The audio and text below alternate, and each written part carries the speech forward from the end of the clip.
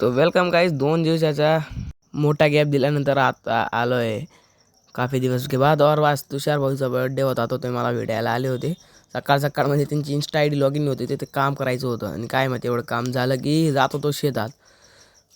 बसलो रिक्षामध्ये निघालो शेतामध्ये आणि शेतामध्ये येताच मला पकड देऊन नळ्या फिटिंग करायचं काम देऊन दिलं. ही येऊन पकड ही नळी फिट करायची होती. तर मी 2 मिनटं दाखवतो बरं का. ही नळी फिट करायची होती आणि काय मग झाली नळी फिट. आता इथं आम्ही